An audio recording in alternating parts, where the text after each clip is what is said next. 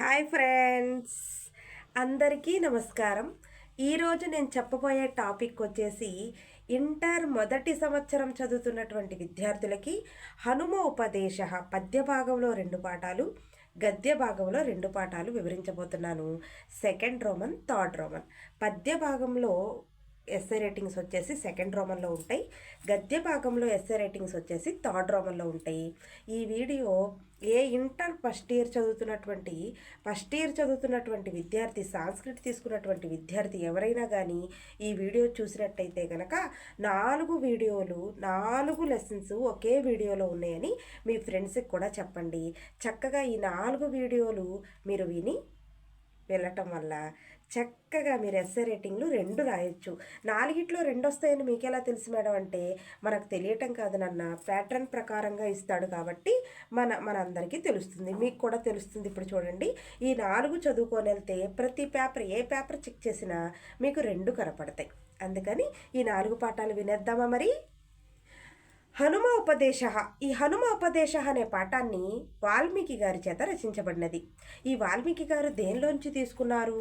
రామాయణ ఘట్టంలోంచి తీసుకున్నారు. రామాయణంలోంచి తీసుకున్నారు, మనందరికీ తెలిసిన విషయమే.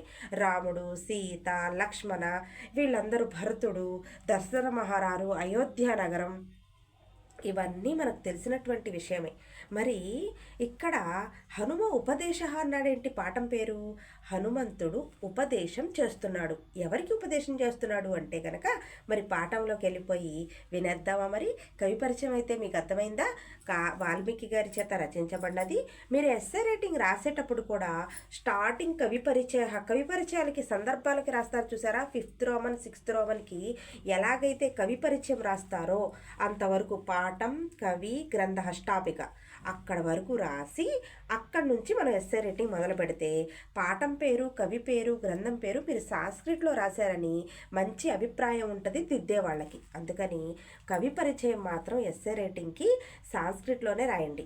సాంస్క్రిట్లో మీరు రాసే మాకు రాదు కదా మేడం, అంత బాగా సాంస్క్రిట్ రాదు కదా మేడం, అమ్మో సాంస్క్రిట్లో రాయాలా అంటే కనుక అలా కాదు నాన్న. మీరు ఎలాగో కవి పరిచయాలకి నేర్చుకుంటారు కదా. కవి పరిచయ, పాఠం, కవి, గ్రంథ అని చక్కగా 3 హెడ్డింగ్స్ పెట్టి నేను సందర్భాల్లో పెట్టాను, గత వీడియోల్లో ఉన్నాయి, వెళ్ళి చూసుకోవచ్చు. అలా పాఠం, కవి, గ్రంథ అని పెట్టి ఆ పాఠానికి సంబంధించిన పాఠం పేరు, ఆ కవి ఎవరో, ఆ గ్రంథం దేనిలోంచి తీసుకోబడినదో చక్కగా నీట్గా రాసి దానికి ఒక బాక్స్ ఇచ్చి అక్కడి నుంచి పారాగ్రాఫ్లుగా మనం ఎస్ఏ రేటింగ్ మేడం ఎలా చెప్పారో, సార్ ఎలా చెప్పారో, మీ కాలేజీలో ఎలా చెప్పారో దాని ప్రకారంగా మీరు వెళ్ళొచ్చు. ఇప్పుడు కవి పరిచయం రాసే విధానం కూడా అర్థమైందా ఎస్ఏ రేటింగ్కి? సరే, మరి హనుమంతుడు ఎందుకు ఉపదేశం చేస్తున్నాడు అంటే కనుక మనం పాఠంలోకి వెళ్ళిపోదాం, చాలా లేట్ అయిపోయింది. తర్వాత ఇక్కడ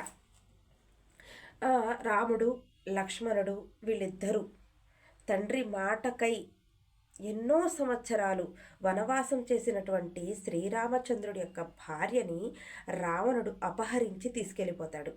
మరి ఆయన తీసుకెళ్ళిపోయినటువంటి సీతమ్మ జాడ కోసం రాముడు ఆవిడని ఎత్తుక్కుంటూ లంకా నగరానికి వెళ్ళటానికి, అక్కడికి లంకా నగరానికి చేరుకోవటానికి, అక్కడికి వెళ్ళాలని ట్రై చేస్తాడు.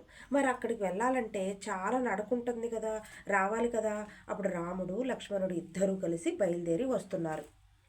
పాపం వస్తున్నప్పుడు వాళ్ళకి సుగ్రీవుడు కనపడతాడు మధ్యలో. ఆ రాజ్యం అంటే రాజ్యానికి లంకా నగరానికి చేరుకోవటానికి వెళ్తున్నటువంటి శ్రీరాముడికి, లక్ష్మణుడికి ఎవరు కనిపిస్తారు? సుగ్రీవుడు కనిపిస్తాడు. కనిపించి రాముడు వారికి ధన్యవాదాలు, నమస్కారాలు తెలియజేస్తాడు. మిమ్మల్ని చూసినందుకు ధన్యవాదాలు, మిమ్మల్ని చూడంగానే నమస్కారాలు అని చెప్పేసి నమస్కరిస్తున్నాడు. అప్పుడు రాముడు అతనికి కూడా సత్కరించి, అతన్ని కూడా మాటలతో సత్కరించి, ఏంటి మీరు ఇక్కడున్నారు, అవన్నీ మాట్లాడుకుంటారు కదా, మీరు ఎక్కడికి వెళ్తున్నారు ఏంటి అని సుగ్రీవుడు కూడా అడగటంతో అప్పుడు రాముడు, లక్ష్మణుడు సీతమ్మ వారి జాడ కోసం వెళ్తున్నాము, లంకా నగరానికి వెళ్తున్నాము అనగానే అప్పుడు రాముడు సుగ్రీవుడిని హెల్ప్ అడుగుతాడు. అడిగినప్పుడు నా వానలో సైతం మొత్తం ఎక్కడున్నారో తెలుసా? నా సోదరుడైనటువంటి వాలి దగ్గర ఉన్నారయ్యా. ఆ వాలి, నేను ఎప్పుడు వాలి చేతిలో ఓడిపోతున్నాను, వాడు నా సోదరుడైనప్పటికీ కూడా చండాలత్మకంగా చేస్తున్నాడు అని చెప్పి ఈ విధంగా చెప్పటం జరుగుతుంది. అప్పుడు చెప్పిన తర్వాత ఈ విధంగా చెప్తున్నటువంటి రాముడికి సుగ్రీవుడు ఈ విధంగా చెప్తున్నాడు, అప్పుడు రాముడు ఆలోచించుకొని, నేను నిన్ను కాపాడుతాను, నీ వానర రాజ్యం మొత్తాన్ని నీకు అందజేస్తాను, నేను నీకు హెల్ప్ చేస్తాను. మరి నాకు కూడా నా సీతమ్మ జాడ ఎలా ఎలా తీసుకురావాలో, నా సీతమ్మ జాడను నీ వానరులకి ఇస్తావా నాకు, నీ వానరులు నువ్వు నాకు హెల్ప్ చేస్తారా అని రాముడు కూడా అడుగుతాడు. తప్పకుండా చేస్తాను అని సుగ్రీవుడు ప్రతిజ్ఞ చేస్తాడు. సీతమ్మ జాడను వెతికి పెట్టే బాధ్యత నాది, నేను కూడా నా భుజాల మీద వేసుకుంటాను ఆ బాధ్యతను అని చెప్పి ప్రతిజ్ఞ చేస్తాడు సుగ్రీవుడు. అప్పుడు ప్రతిజ్ఞ చేసిన సుగ్రీవుడిని కాపాడటానికి రాముడు యుద్ధాన్ని ప్రకటించమని చెప్తాడు. అప్పుడు సుగ్రీవుడి మెడలో దండ వేసి, ఇద్దరు ఒకేలా ఉంటారు, సోదరులు కదా వీళ్ళిద్దరూ, ఇద్దరు ఒకేలా ఉంటారు, సుగ్రీవుడు వాలి ఇద్దరు ఒకేలా ఉంటారు. ఎలా చంపాలో రాముడు కూడా కన్ఫ్యూజ్ అవుతుంది. మరి ఏం చేయాలని తెలియక అప్పుడు సుగ్రీవుడి మెడలో దండేసి పూలదండ అతని దగ్గర ఉన్నట్టు అప్పుడు సుగ్రీవుడని నిర్ధారించుకోవచ్చు. అప్పుడు బాణప్రయోగంతో రాముడు వాలిని చంపేస్తాడు. ఆ చంపిన వాలి దగ్గర నుంచి మన వానర సైతుల మొత్తం సుగ్రీవుడి దగ్గరికి వస్తారు.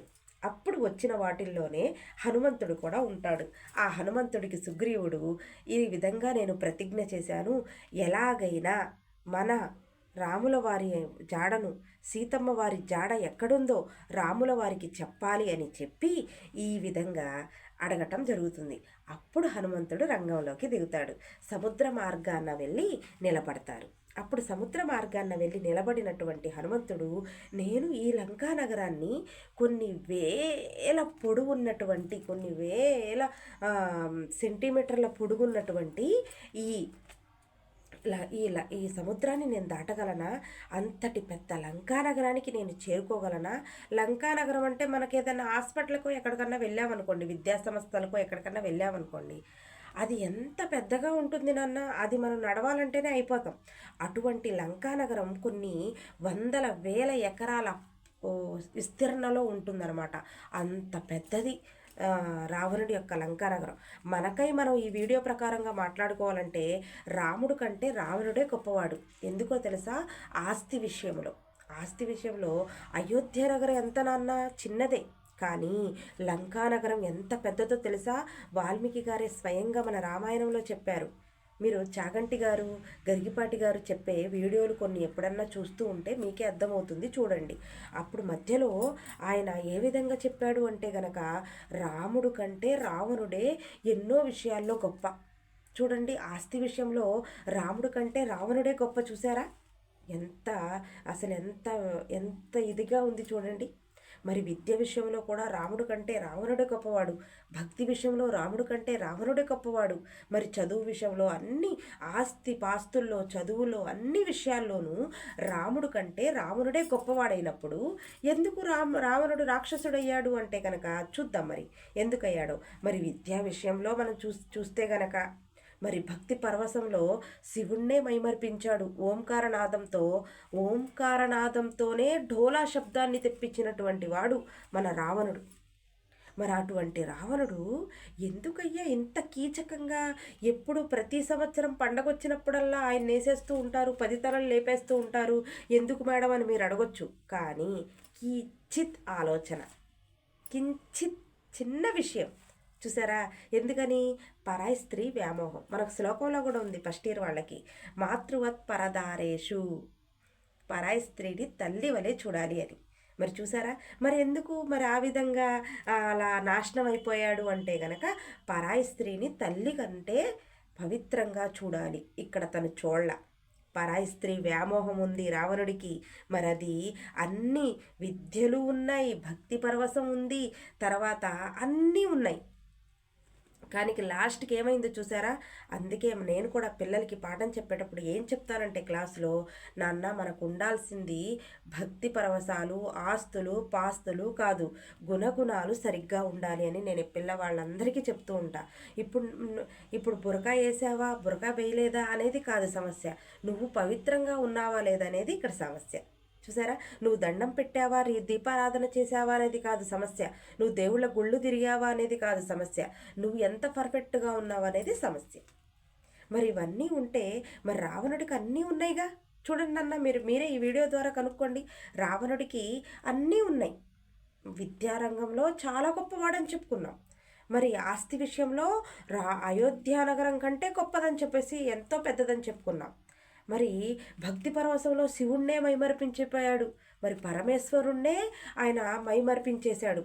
మరి అటువంటప్పుడు మరి చూడండి, అటువంటప్పుడు మరి అంతటి గొప్పవాడు, అంత శక్తి సామర్థ్యాలు ఉన్నవాడు లంకానగరంలో ఎంతోమంది సైనికులని, మరి అతని సోదరుడు విభీషణుడితో పాటు ఉంటున్నటువంటి మరి భార్య కూడా ఎంతో పవిత్రాలు మాండోదరి. మరి ఆవిడ పవిత్రత, ఆవిడ పూజలు, ఆవిడ పురస్కారాలు అన్నీ రావణుణ్ణి ఆపాయా? చూసారా?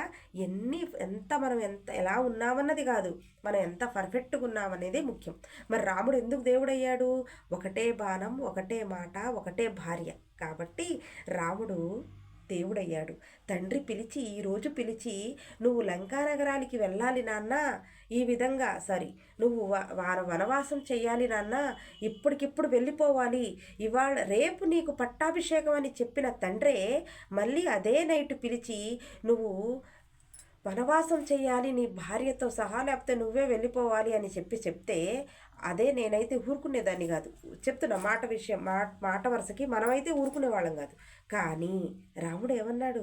తప్పకుండా నాన్న, 14 సంవత్సరాలేంటి, 20 సంవత్సరాలైనా మీ మాటకి కట్టుబడి ఉంటాను తండ్రి గారు అన్నాడు దశరథ మహారాజుని. చాలదా? అటువంటి కుమారుడు ఎవరికైనా పుడతాడండి? అది రాముడి యొక్క గొప్పతనం. మరి ఒకటే బాట, ఒకటే మాట. సీతమ్మ వారు లంకా నగరానికి వెళ్ళొచ్చిన తర్వాత ఎంతోమంది ఎన్నో విధాలుగా మాట్లాడారు, కానీ ఒకటే భార్య, ఒకటే మాట. సీతమ్మ వారి మీద ఉన్న నమ్మకం, రాముడికి ఉన్న నమ్మకం. మరి చూసారా? మరి ఇక్కడ నమ్మకం ఎలా ఏర్పడింది మేడం? మరి లంకానగరంలో ఉండొచ్చింది కదా సీతమ్మ వారు, మరి ఎలా నమ్మాడు రాముడు అంటే కనుక, రాముడు నమ్మటం కాదు, రావణుడి యొక్క గొప్పతనం అక్కడ కూడా. ఏ స్త్రీ వ్యామోహం ఉన్నప్పటికీ కూడా రావణుడికి తన చిటుకుని వేలు కూడా ముట్టుకునేవాడు కాదు, ఏ స్త్రీ ఇష్టం లేకుండా. తను ఎంతోమంది స్త్రీలను తీసుకొచ్చి ఉంటాడు లంకానగరానికి, కానీ ఎందుకు ఒక స్త్రీ యొక్క చిటికెను వేలు ముట్టుకోవాలన్నా తన నీడను కూడా ముట్టుకునేవాడు కాదు. అందుకే మీరు గమనించినట్టయితే రామాయణంలో భూమితో సహా లేపుతాడు చూడండి సీతమ్మ వారిని, అంతేగాని ఇలా పట్టుకొని తీసుకెళ్ళలేదు. మీరు చూసినట్టయితే, మీరు ఏదైనా డ్రామాస్లో ఎప్పుడన్నా నాటకాల్లో చూసినట్టయితే, పాత సినిమాల్లో మీరు చూసినట్టయితే సీతమ్మ వారిని భూమితో సహా ఇలా పైకి లేపి తీసుకెళ్తాడు, ముట్టుకోలేదు. మీరు గమనించండి. అదే రావణుడి యొక్క స్టైలు. ఆ రావణుడి స్టైలు రాముడికి తెలుసు. చూసారా? ఇక్కడ మీరు క్యాచ్ చేయాలి. రాముడికి తెలుసు. ఇక్కడ సీతమ్మ వారి పవిత్రత కూడా తెలుసు. నేను నా కోసం ఎన్ని సంవత్సరాలైనా ఆవిడ అలా నిలబడే ఉంటుంది, తనకి లొంగే విషయం కాదు. తన సీతమ్మ వారి, తన భార్య మీద రాముడికున్న నమ్మకం. ఇక్కడ పాయింట్ కూడా రాముడు క్యాచ్ చేశాడు, రావణుడి పాయింట్ కూడా క్యాచ్ చేశాడు. ఆయన మరి అన్ని విషయాల్లో రావణుడే గొప్ప కదా రాముడి కంటే కూడా. మరి చూసారా? కానీ ఎందుకు నాశనం అయిపోయాడు? 10 తలల రావణుడు కూడా ఎందుకు చనిపోయాడు? మరి ఆయన్ని ఒక రాక్షసుడిగా ఎందుకు చూస్తాము అంటే గనక మీరే అర్థం చేసుకోవాలిక. కించిత్ ఆలోచన. ఎన్ని 100 మంచి పనులు చేసినా ఒక చిన్న చెడు పని చేయటం వల్ల కూడా మనం నాశనం అవుతాము అని చెప్పటమే విద్యార్థులకి పాఠం యొక్క లక్షణం. మరి ఇవన్నీ చెప్పానంటే ఇవి కూడా మీరు ఎస్సే రేటింగ్లో రాయొచ్చు, తప్పులేదు నాన్న. తర్వాత ఈ విధంగా మరి ఈ సీతమ్మ వారి జాడ కోసం నేను ప్రతిజ్ఞ చేశాడు కదా సుగ్రీవుడు.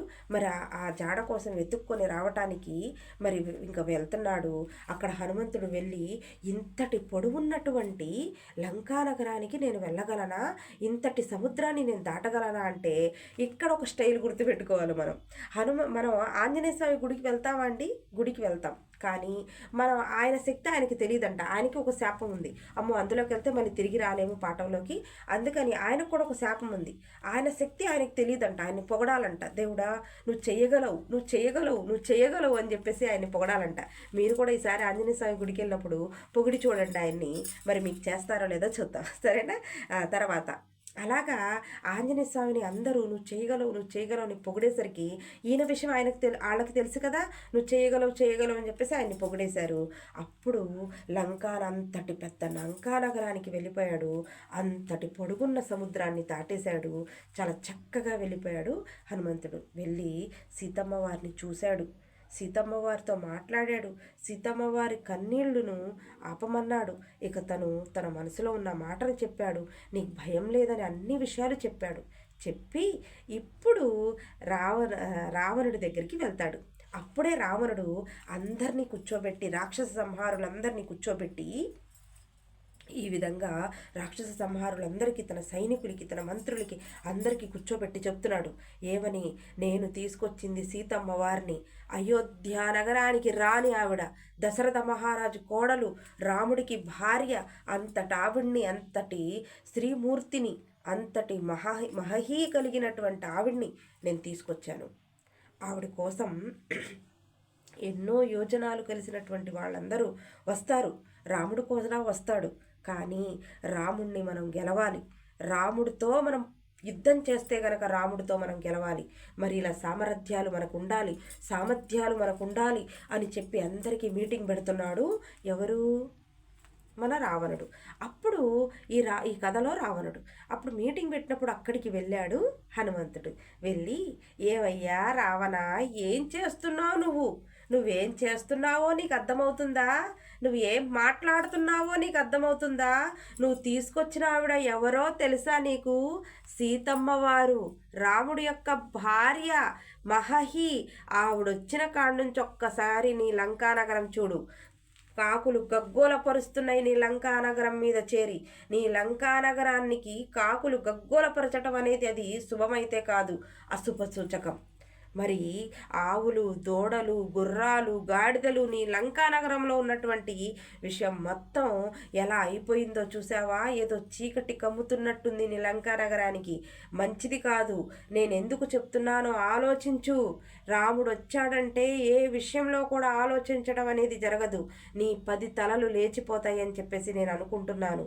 ఇప్పటికైనా క్షమాభిక్ష అడుగు రాముణ్ణి, ఇప్పటికైనా శరణు వేడు అని చెప్పి ఆ విధంగా రావణుడికి ఈ విధంగా ఎక్స్ప్లెయిన్ చేస్తాడు హనుమంతుడు. అలా ఎక్స్ప్లెయిన్ చేస్తున్నటువంటి హనుమంతుడితో, నువ్వు వానర రాజువి, నువ్వు ఒక కోతివి, నువ్వు ఒక వానరుడివి, నువ్వేంటి నాకు చెప్పేది? అదే ఇంకొకళ్ళైతే, నువ్వు జంతువు కదా అని చెప్పేసి ఊరుకుంటున్నాను, అదే ఇంకొకళ్ళైతే గనక నీ తల వెళ్ళి అంత దూరం పడేది. ఏం మాట్లాడుతున్నావు నువ్వు? ఇక్కడి నుంచి తక్షణంగా వెళ్ళిపో అన్నాడు రావణుడు. అప్పుడు హనుమంతుడు కోపంతో గురై ఈ విధంగా ఇంకా డైలాగులు విసురుతున్నాడు. రాముడు వస్తాడు చూడు, రాముడు వచ్చాడంటే మామూలు విషయం కాదు, అది ఇది అని చెప్పేసి ఇంకా ఎన్నో ఎన్నో ఎన్నో మాటలు మాట్లాడటమే రావణుడికి హనుమంతుడికి జరిగినటువంటి ఉపదేశం. మీరు ఎస్సే రైటింగ్గా రాయాలి. ఇప్పుడు పాఠం పేరు అర్థమైందా? ఇది పాఠం పేరు, హనుమ ఉపదేశ. హనుమంతుడు రావణుడికి రాముడు గురించి సీతమ్మ వారిని వదిలేయమని చెప్తూ ఈ విధంగా సుగ్రీవుడు పంపించినటువంటి హనుమంతుడు ఈ విధంగా చెప్పటం జరుగుతుంది. ఇది లెసన్ నెంబర్ 1 పద్యభాగం. 4 ఎస్సే రేటింగ్లు అనుకున్నాం కదా. రెండో ఎస్సే రేటింగ్, మొదటిది అయిపోయింది, రెండో పాఠం వచ్చేసి రఘోహ శౌర్యం. ఈ రఘోహ శౌర్యం అనే పాఠాన్ని కాళిదాసు గారు రచించారు.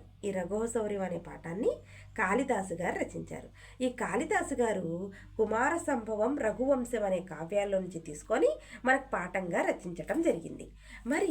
మరి ఈ విధంగా రఘోహ శౌర్యం అన్నాడేంటి పాఠం పేరు మేడం? పాఠం పేరు కూడా మీరు మీనింగ్ చెప్తారు కదా స్టార్టింగే అంటే కనుక, కాళిదాసు గారు రచించినటువంటి రఘోహ శౌర్యం అనే పాఠాన్ని చక్కగా రఘుమహారాజు యొక్క శౌర్యం, ఆయన ఔదార్యం, ఆయన గొప్పతనం. రఘుమహారాజు ఎవరి కుమారుడో తెలుసా? దిలీప మహారాజు సుదక్షిణాదేవి యొక్క కుమారుడు. వాళ్ళు ఎంతో కష్టపడితే కానీ వాళ్ళకి సంతాన భాగ్యం లేకపోతే వశిష్ఠ మహర్షి చెప్పినటువంటి గోసేవను చేసి వాళ్ళు ఈ రఘుమహారాజాన్ని వరంగా పొందారు. అప్పుడు గర్భం దాలుస్తుంది సుదక్షిణాదేవి. 21 రోజుల పాటు సుదక్షిణాదేవి గోమాత సేవ చేసి వశిష్ఠుడు చెప్పినటువంటి పరిహారం చేసి ఆ తర్వాత శివుడు ఆజ్ఞతో శివుడు ప్రత్యక్షమయ్యి సుదక్షిణాదేవికి వరమిస్తుంది. ఆ వరం ఇచ్చినటువంటి సుదక్షిణాదేవికి కొన్ని నెలలకి గర్భం దాల్చటం, ఇప్పుడు రఘుమహారాజు కలగటం, ఆ రఘుమహారాజు లేక లేక పుట్టినటువంటి కుమారుడు దిలీప మహారాజుకి. మరి చూసారా, అటువంటి సేవా దృక్పథాన్ని కలిగినటువంటి ఆ రఘు వంశానికి రాజు దిలీప మహారాజు. ఇతను రాముడి యొక్క వంశానుకూల వాళ్ళే. అలాగా ఈ రఘువ శౌర్యం అనే గ్రంథం నుంచి తీసుకొని రచించటం జరిగింది కాళిదాసు గారు. మరి ఏం చెప్తారనేది చూద్దాం. ఇప్పుడు రఘు మహారాజు ఆ రాజ్యాన్ని రఘువంశాన్ని పరిపాలిస్తూ ఉన్నాడు. మరి దిలీప మహారాజు కూడా ఇక పరిపాలిస్తూ ఉన్నాడు. తన కుమారుడు పుట్టిన కాడ నుంచి అశ్వమేధ యాగాలు చేయటం ఈయన లెక్కగా పెట్టుకున్నాడు. ఎన్ని అశ్వమేధ యాగాలు అంటే 100 అశ్వమేధ యాగాలు, అంటే 100 గుర్రాలు తన దగ్గర ఉండాలి అన్నట్టుగా ఒక్కొక్క యాగానికి ఒక్కొక్క గుర్రాన్ని ఉపయోగిస్తూ ఉన్నాడు. మరి అలా ఉపయోగిస్తూ 100 యాగాలు పూర్తి చేసిన తర్వాత 100 గుర్రాలను వదులుతాడు అన్నమాట. ఒక్కొక్క యాగానికి ఒక్కొక్క గుర్రం. అలా 99 అశ్వాలను ఏర్పాటు చేశాడు. ఇలా రఘుమహారాజు పెద్ద అయ్యేలోపు 99 యాగాలు చేశాడు. మరి రఘుమహారాజుకు కూడా ఆ రాజ్యంలో పరిపాలన చేస్తూ ఉన్నాడు. మరి దిలీప మహారాజు 100 యాగాలు పూర్తి చేస్తే ఆ సతుకర్త అనే బిరుదు దిలీప మహారాజుకు వస్తుంది. ఆ బిరుదు కోసం 100 యాగాలు పూర్తి చేసినటువంటి ఆ పేరు సతుకర్త అనే బిరుదు దిలీప మహారాజుకు వస్తుందని, తండ్రికి వస్తుందని రఘుమహారాజు కూడా సుదక్షిణాదేవి కూడా చాలా సంతోషపడుతూ ఉన్నారు. ఈ బిరుదు అంతకుముందు ఎవరికి లేదా మేడం అంటే కనుక ఇంద్రుడికి కూడా సతుకర్త బిరుదు అనే నామం ఉంది. సతుకర్త బిరుదు అంటే అతను కూడా 100 యాగాలు పూర్తి చేశాడు.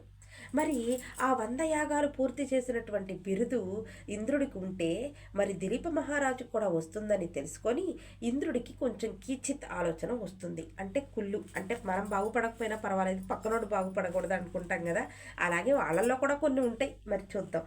మరి అందుకే ఇంత రామాయణాలు, ఇంత భారతాలు నడిచినవి. తర్వాత అలా అనుకున్నటువంటి ఆ 100వ యాగం పూర్తి చేస్తే శతుకర్త అనే బిరుదు దిలీప మహారాజు కూడా వస్తుంది. రఘు మహారాజు కూడా సుదక్షిణాదేవి కూడా సంతోషపడుతున్నారు. మరి 100వ అశ్వాన్ని తెచ్చారు, తెల్లటి గుర్రాన్ని తెచ్చారు. 99 గుర్రాలు ఆల్రెడీ ఉన్నాయి కదా రాజ్యంలో, రఘురాజ్యంలో. ఈ 100వ గుర్రాన్ని తీసుకొని ఇచ్చి కూడా కట్టారు. అప్పుడు యాగం మొదలు పెడుతున్నారు. అప్పుడు యాగం మొదలు పెట్టేటప్పుడు కొంతమందిని 100వ యాగం కదా ఇప్పుడు దాకా పిలిచారో లేదో 99 యాగాలు చేశారు.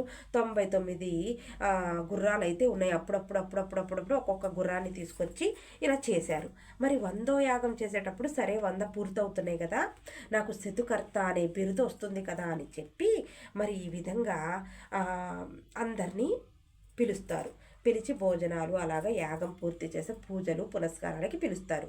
అప్పుడు పిలిచిన తర్వాత ఇంద్రుడు కూడా వస్తాడు. వచ్చి అలా చూస్తూ ఉంటాడు. ఆహా, మీరు చేస్తున్నారా, యాగం చేస్తున్నారా, 100వ యాగం చేస్తున్నారా, శతుకర్త అనే బిరుదు వస్తుందా అని పాపం అంతా బాగున్నట్టుగానే వచ్చాడు కానీ ఈ విధంగా ఇక 100వ గుర్రం ఉంది చూసారా, ఆ గుర్రాన్ని, తెల్లటి గుర్రాన్ని ఆయన తీసుకెళ్ళిపోయాడు.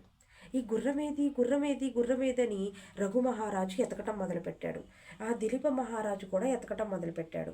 అసలు ఏం చేయాలి, ఏం అర్థం కావట్లా, ఎవరు తీసుకెళ్ళిపోయారు, కొంతసేపట్లో పూజ ఉన్నది, ఆ గుర్రం కోసమే కదా ఇలా పూజ మొదలు పెట్టేశాము, మరి ఆ గుర్రానికి 100వ యాగం అని చెప్పేసి వదిలాం కదా, అసలు ఏంటి, ఏమైపోయింది గుర్రం ఏమైపోయింది అని అందరూ ఆందోళన పడిపోతున్నారు. అక్కడ మిస్ అయింది ఎవరు, ఇంద్రుడే. మరి ఇదంతా ఇంద్రుడి పదే అని చెప్పేసి అనుకున్నారు. కానీ ఇంద్రుడు మాయమైపోయాడు, అసలు కనపడట్లా, ఏ దిక్కునెళ్ళాడో కూడా కనపడట్లేదు. అప్పుడు రఘు మహారాజు అన్ని దిక్కులు బయలుదేరి దక్షిణ దిక్కుకు కూడా వెళ్ళాడు ఒక గుర్రం వేసుకొని. అలా గుర్రం వేసుకొని వెళ్తూ ఉన్న ఇంద్ర మహారాజు కనపడ్డు, దేవేంద్రుడు కనపట్టు. ఆయనకి ఇంద్రుడు, దేవేంద్రుడు అని పేరు. ఇంద్రుడు కనపట్టు. మరి కనపడినటువంటి ఇంద్రుడు మరి ఎక్కడున్నాడు, ఎక్కడున్నాడు, ఎటు వెళ్ళిపోయాడు అని రఘు మహారాజుకి టెన్షను. అప్పుడు రఘుమహారాజు గుర్రం మీదే కూర్చొని అమ్మా గోమాత, నీ వల్లే నేను నీ గోసేవ చేయటం వల్లే, వశిష్ఠుడి దగ్గర ఉన్నటువంటి గోమాత సేవ చేయటం వల్లే నేను పుట్టానని మా అమ్మ అంటూ ఉంటుంది. ఆ గోమాత ఎక్కడున్నా నాకు దారి చూపించవమ్మా అని కళ్ళు మూసుకొని దృఢంగా ప్రార్థిస్తాడు. అప్పుడు గోమాత ప్రత్యక్షమై తన మూత్రంతో కళ్ళు కడుక్కోమని చెప్తుంది. అప్పుడు గోమాత దగ్గరికి వెళ్ళి తన మూత్రాన్ని స్వీకరిస్తాడు. ఆ మూత్రాన్ని తీసుకొని కళ్ళ మీద ఇలా వేసుకొని మొత్తం ఇలా కడుక్కుంటాడనమాట కళ్ళు. ఆ మూత్రం ఎప్పుడైతే కడగబడ్డాయో కనపడనివన్నీ కనపడుతూ ఉన్నాయి ఇక రఘుమహారాజుకి. అప్పుడు ఇంద్రుడు కూడా మాయమైపోయినటువంటి ఇంద్రుడు ఇక ముందుకి నడుస్తూ ఉన్నాడు, వెళ్తున్నాడు. ఇక ఆ వెళ్తున్నటువంటి ఇంద్రుడితో ఇక పోరాడి పోరాడి పోరాడి ఇంకా ఇంద్రుడి దగ్గరికి వెళ్ళి నిలబడతాడు. ఇక ఆవిడకి కృతజ్ఞతలు చెప్పుకుంటాడు గోమాతకి. అక్కడి నుంచి ఆవిడ కూడా మాయమైపోతుంది. ఇంకా ముందుకు వెళ్తాడు ఎవరు, రఘుమహారాజు. వెళ్ళి ఇంద్రునే, ఆగక్కడ, ఏం తీసుకెళ్తున్నావో నీకు అర్థమవుతుందా? ఇంద్ర మహారాజా, నీ మీద ఎంతో అభిప్రాయం ఉంది, నీ మీద మంచి అభిప్రాయం ఉంది నాకు. ఏంటి నువ్వేం చేస్తున్నావు? నా తండ్రి 100 యాగాలు పూర్తి చేస్తే శతుకర్త అనే బిరుదొస్తుందయ్యా. నువ్వేంటయ్యా తనకు వదిలినటువంటి 100వ యాగానికి వదిలినటువంటి గుర్రాన్ని తీసుకొని బయలుదేరిపోయావు అని అంటే, అది దాన్ని గ్రీన్ కలర్గా మార్చాడు ఇంద్రుడు. ఇంద్రుడితో మామూలు విషయం కాదు. ఇక గ్రీన్ కలర్గా మార్చాడు. మారిస్తే అప్పుడు తను కళ్ళు కడుక్కున్నామని చెప్పాం కదా మూత్రంతో, గోమాత మూత్రంతో. అప్పుడు అది తెల్ల గుర్రమైనని తనకు కనపడుతుంది, కానీ గ్రీన్ అని చెప్పేసి చెప్తున్నాడు. అప్పుడు నాతో తలబడవయ్యా, నీకు దమ్ముంటే గనక నాతో తలబడవయ్యా అన్నాడు. అప్పుడు ఎవరు, ఇంద్రుడు. అప్పుడు రఘుమహారాజు కూడా తన దగ్గర ఉన్నటువంటి వజ్రంకి ఆయుధాన్ని తీసుకొని ఇక తలపడుతూ తలపడుతూ తలపడుతూ తలపడుతూ తలపడుతూ తలపడుతూ యుద్ధం పెద్దదైపోయింది. ఇక ఆ పెద్ద యుద్ధాన్ని తలపడుతూ తలపడుతూ తలపడుతూ తలపడుతూ ఇక ఎలాగైనా ఇక యుద్ధం చేస్తూనే ఉన్నాడు తండ్రి కోసం, దిలీప మహారాజు కోసం రఘుమహారాజు.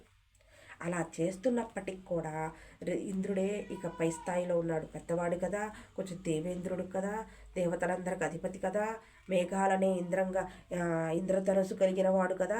ఇక తను కొడుతుంటే కొడుతుంటే కొడుతుంటే కొడుతుంటే తన గద ఇరిగిపోతుంది తన వజ్రముఖి ఆయుధంతో. రఘుమహారాజు గెలిచినట్టు అవుతుంది. అప్పుడు ఇంద్రమహారాజు ఊరుకోకుండా అశ్వం ఆ ఏనుగు మీద నిలబడి, పెద్ద ఏనుగు తన వాహనాన్ని ఏనుగును కూడా తెప్పించుకొని ఏనుగు మీద నిలబడి ఆ ఏనుగు ఎక్కేసి ఆ ఏనుగు మీద పెద్ద ఇంద్రధనుస్సు, పైన ఇంద్రధనుస్సు ఉంటుంది కదా, అది లాగి దాంతో ఇంద్రధనుస్సుతో ఇక యుద్ధం చేస్తున్నాడు. అప్పుడు రఘుమహారాజు పోటాపోటీ రఘు శౌర్యం చూసారా, దేవేంద్రుడికి రఘుమహారాజుకి యుద్ధం చూసారా. అతను దేవేంద్రుడు, దేవతలకి అధిపతి. ఈయన మామూలు సాధారణ ఒక రఘువంశానికి సంబంధించినటువంటి వాడు, రఘురాజ్యాన్ని పరిపాలిస్తున్నటువంటి ఒక రాజు అంతే. మరి భయం లేకుండా ఆయన తన తండ్రి కోసం ఎంత పోరాడాడో చూసారా. ఇక తను కూడా యుద్ధం చేస్తూ చేస్తూ చేస్తూ చేస్తూ చేస్తూ ఆ యుద్ధంలో ఇక చాలా బాగా యుద్ధం చేస్తూ ఉంటాడు. అక్కడికి దేవేంద్రుడికి సంబంధించిన వాళ్ళు ఎవరో తన దిలీప మహారాజు కూడా, వాళ్ళు కూడా ఎదుగుతూ ఉన్నారు కదా, వాళ్ళకు కూడా కనపడవు, కానీ పలానా చోటు ఉన్నారని ఎవరో చెప్తారు చూసిన వాళ్ళు. అప్పుడు దిలీప మహారాజు కూడా వెళ్ళి తన కుమారుని ఆపేమని చెప్తాడు.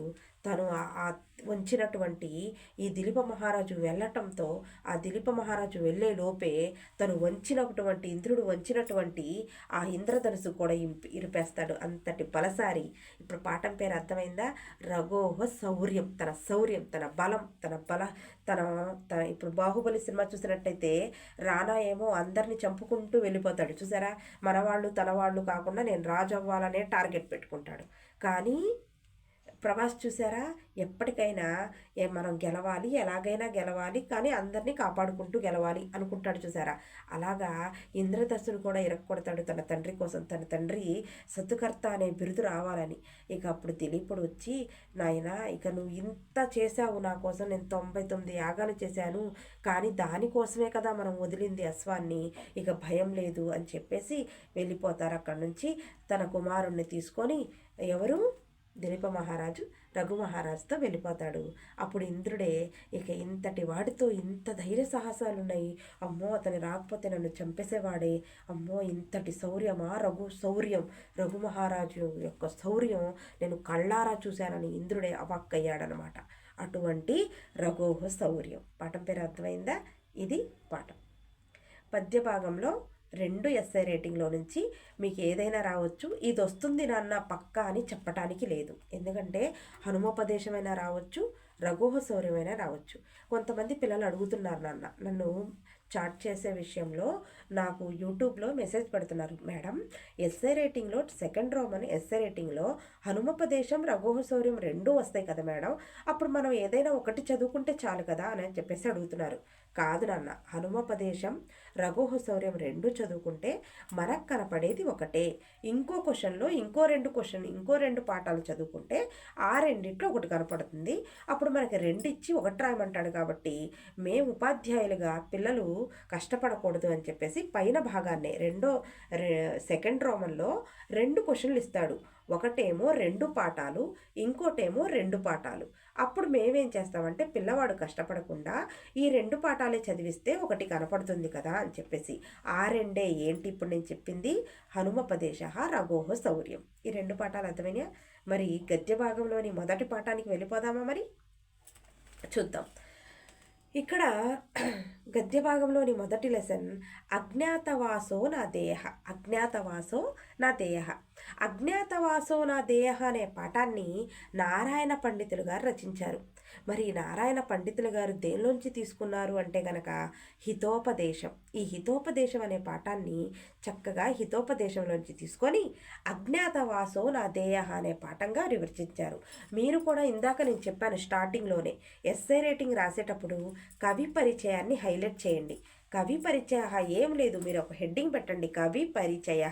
మీరు ఎలాగో కవి పరిచయాలకి 5వ రోమన్కి 6వ రోమన్కి నేర్చుకుంటారు కదా, ఇక్కడ కవి పరిచయ అని పెట్టి దాని కింద పాఠం నీట్గా పెట్టండి. పాఠం నేర్చుకోండి చాలు. కవిహి అని స్పెల్లింగ్ నేర్చుకోండి, గ్రంథ అని స్పెల్లింగ్ నేర్చుకొని పాఠం ఈక్వల్ అజ్ఞాతవాసో నాదేయ అయిపోయింది. పాఠం కవి ఈక్వల్ నారాయణ పండితేన అయిపోయింది. గ్రంథం ఈక్వల్ హితోపదేశం అయిపోయింది. కవి పరిచయం హైలైట్ చేయాలి సాంస్క్రిట్లోనే. మరి ఎలాగో నువ్వు అక్కడ కవి పరిచయాలకి నేర్చుకుంటావు, 5వ రోమన్ 6వ రోమన్కి నేర్చుకుంటావు కదా, అదేమో 5వ రోమన్ 2వ రోమను, 3వ రోమన్ వచ్చేసి 6వ రోమన్ కవి పరిచయాలు. ఏదొస్తుందో గ్రహించి ఆ పాఠం పేరు కవి పేరు ఏంటో చూసుకోండి మీరు. ఇప్పుడు మరి అజ్ఞాతవాసో నా దేహ అంటే మేడం ఫస్టే మీరు మీ పాఠంకి మీనింగ్ చెప్పి దాన్ని బట్టి లాగుతారు కదా స్టోరీ అంటే కనుక చూద్దాం. అజ్ఞాతవాసం నా దేహ. అజ్ఞాతవాసం అంటే తెలియనటువంటి వాళ్ళని ఎప్పటికీ నమ్మకూడదు. తెలిసిన వాళ్ళే మనల్ని మోసం చేస్తున్నప్పుడు తెలియని వాళ్ళని ఎలా నమ్ముతాం? ఇది కలియుగం. చూసారా, ఇది కలియుగం నాన్న. అందుకే తెలిసిన వాళ్ళే మనల్ని మోసం చేసి తెలిసిన వాళ్ళే మనల్ని ఈ విధంగా ఆడుకుంటున్నప్పుడు మనం తెలియని వాళ్ళే ఎలా నమ్ముతాము? నమ్మకూడదు అని చెప్పటమే పాఠం యొక్క వివరణ. మరి ఇక్కడ తెలిసిన వాళ్ళే మోసం చేశారా, తెలియనోళ్ళు మోసం చేశారా, తెలిసి తెలియనోళ్ళు మోసం చేశారా, నమ్మితే మోసం చేశారా అనేది మనం ఈ పాఠంలో నేర్చుకుందాం. మరి ఈ పాఠం మనం జాగ్రత్తగా చూసినట్టయితే మరి ఈ పాఠంలో మనం ఈ విధంగా అజ్ఞాతవాసో నా దేహ అనే పాఠాన్ని గంగా నదీ తీరంలో ఒక కూటం అంటే పెద్ద మర్రి చెట్టు ఉంది. గంగా నది తీరానికి సమీపంలో పెద్ద చెట్టు ఉన్నది. నారాయణ పండితుడు ఏం చెప్పినప్పటికి కూడా పక్షులకి పేర్లు పెట్టి ఆ పక్షులతో కథ నడుపుతాడు. అందుకే చిన్నపిల్లవాళ్ళకు కూడా అర్థమవుతుంది. ఇక మీకు అర్థమవటంలో వివరణ అయితే లేదు, మీకు కూడా అర్థమవుతుంది. చూడండి, ఆ పెద్ద జవ్వి చెట్టు దగ్గర ఒక పెద్ద చెట్టు, ఆ చెట్టుకి మొత్తం తొర్రలు. మీరు కూడా పల్లెటూరులో ఎక్కడైనా చూసినట్టయితే పెద్ద మర్రి చెట్లు, తొర్రలు చెరువు మార్గాల్లో అలా ఉంటాయి. చూసారా మీరు ఎప్పుడన్నా? చూసినప్పుడు దానికి తొర్రలు ఉంటాయి, చిన్న చిన్న తొర్రలు, రామచిలకలు కొన్ని. ఆ చెట్టులోనే అనేకమైనటువంటి పశుపక్షాలు నివసిస్తూ ఉంటారు. మీరు గమనించినట్టయితే అక్కడ కూడా ఒక గద్ద నివసిస్తూ ఉన్నది. ఒక గద్ద. ఆ గద్ద కళ్ళు కనపడకుండా వృద్ధాప్యంలోకి వచ్చేసింది. తనకి కళ్ళు కనపడట్లేదు. అప్పుడు గద్ద అందరి పక్షులతో మాట్లాడుతుంది. విధంగా అందరినీ పిలిచి, మీరు వచ్చేంత వరకు మీ పిల్లలకి నేను కాపలాగా ఉంటాను, కానీ నేను ఆహారాన్ని స్వీకరించలేకపోతున్నాను, కానీ నేను ఆహారం తెచ్చుకోలేకపోతున్నాను, నేను ఎగరలేకపోతున్నాను, ఎక్కువ సైతం నేను ఆహారాన్ని వెళ్ళి వెతకటానికి కూడా నా కళ్ళు సహకరించట్లేదు, నాకు కళ్ళు కనపడట్లేదు అని చెప్పి ఈ విధంగా మాట్లాడుతుంది. ఎవరు? గద్ద. అప్పుడు పక్షులు కొన్ని వేల పక్షులు ఉన్నాయి కదా, అందులో పెద్ద రవి చెట్టు, మరి జవ్వి చెట్టులో ఎన్నో పక్షులు ఉన్నాయి. మరి ఆ పక్షులన్నీ కొన్ని ఇష్టంగా ఉన్నాయి, కొన్ని కష్టంగా ఉన్నాయి. అమ్మో మనకెందుకు, గద్ద గద్ద మాంసాహారే, మాంసాన్ని తినే అవగాహన అయితే దానికి ఉంటుంది. మరి మన పక్షి పిల్లల్ని మనం లేనప్పుడు అటాక్ చేస్తుందేమో, వద్దు అసలు దీన్నే పంపించేద్దాం, ఇది ఇంట్లో మనం లేనప్పుడు ఇది ఇంట్లో ఉండి ఏం చేస్తుందో ఎవరికి తెలుసు, ఎవ్వరికీ నమ్మటానికి వీల్లేదు అని కొన్ని అంటాయి. కొన్ని మాత్రం దానికి అసలు వయసు అయిపోయింది, అది ముసలిదైపోయింది, ఆహారం కూడా లేక మనల్నే ప్రార్థిస్తుంది, దాని కళ్ళు కనపడట్లేదని కొంతమంది ఒప్పుకుంటారు. కొంతమంది ఆ కొంతమందిని కూడా ఒప్పిస్తారు. సరే మనం కూడా అన్నం పెడదాం అని చెప్పేసి దానికి కావాల్సిన ఆహారం పెడదాము అని చెప్పేసి అనుకొని దానికి కాపలాగా ఉంచారు. ఇక అందరూ పక్షులందరూ వెళ్ళి ఇక చక్కగా జాగ్రత్తగా అక్కడ నివసిస్తూ ఉన్నది గద్ద కూడా. ఇక ఆహారం లేకుండా అలమటిస్తిపోతూ ఉంది కదా, ఇది కొంచెం ఇంకా ఏ బాధ లేకుండా హాయిగా అడిగిందనమాట. అప్పుడు అడిగినప్పుడు ఒప్పుకున్నందుకు చాలా సంతోషపడిపోతుంది. రోజుకున్న దానిలోనే చక్కగా వాళ్ళు పెట్టిన దానిలోనే తిని దాచుకొని బతుకుతూ ఉన్నది. అక్కడ ఒకరోజు గద్దను గమనించింది పిల్లి. దాని పేరే దీర్ఘకర్ణ. పిల్లి పేరేంటన్నా దీర్ఘకర్ణ.